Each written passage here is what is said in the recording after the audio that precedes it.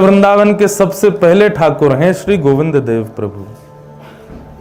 श्री गोविंद देव जी से पूर्व गोवर्धन में प्रकट हुए श्रीनाथ जी। बाकी वृंदावन में जो सबसे पहले ठाकुर प्रकट भये वो आपके श्री जयपुर में विराजते हैं श्री गोविंद देव जी। भगवान के परपौत्र वज्रनाभ ने अपनी 16,100 माताओं को प्रसन्न करने के लिए ठाकुर जी के विग्रहों का निर्माण कराया।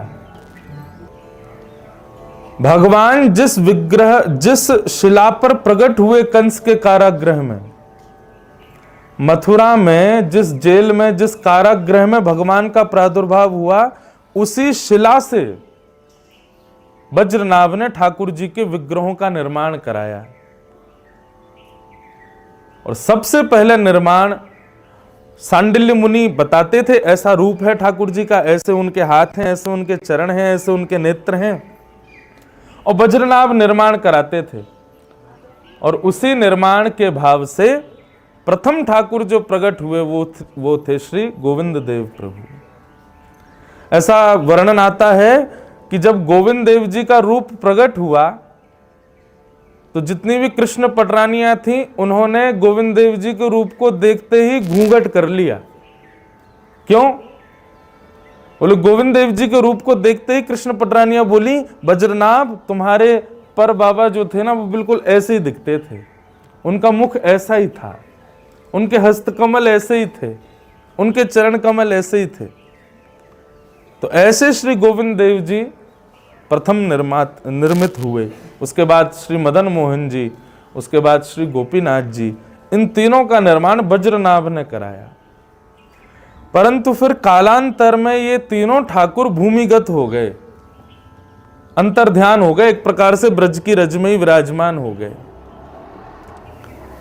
तब महाप्रभु श्री चैतन्य महाप्रभु जी के अनन्य उपासक श्री रूप गोस्वामी जी एक बार महाप्रभु जी का प्रवचन सुन रहे थे, और प्रवचन में यही बात महाप्रभु जी सुना रहे थे कि वज्रनाभ ने ठाकुर जी के 3 रूपों का निर्माण किया, और वे तीनों रूप श्री ठाकुर जी जैसे ही दिखते हैं, परंतु इस कलिकाल में वे तीनों रूप भूमिगत हो गए हैं।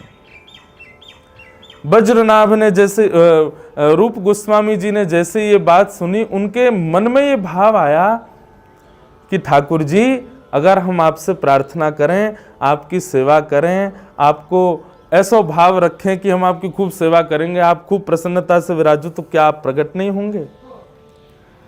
रूप गोस्वामी जी को स्वप्न में ऐसा स्वर सुनाई दिया कि आप यदि चाहोगे तो हम निश्चित प्रकट होंगे। महाप्रभु जी से आज्ञा लेकर के श्री रूप गोस्वामी जी वृंदावन पधारे।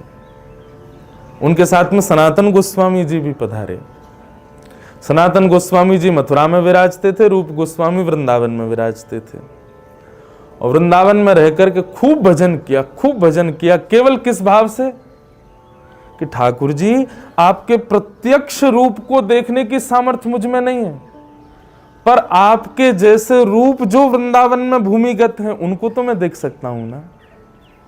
तो केवल उसी के लिए उन्होंने भजन किया, खूब नाम जप किया। नाम जप करते करते करते करते करते करते बंधुओं, एक दिन श्री रूप गोस्वामी जी इतने भाव विह्वल हो गए, इतना रुदन करने लगे और मन में विचार करने लगे, निश्चित ही मेरे भजन में कोई दुविधा है, मेरे भजन में कोई त्रुटि है।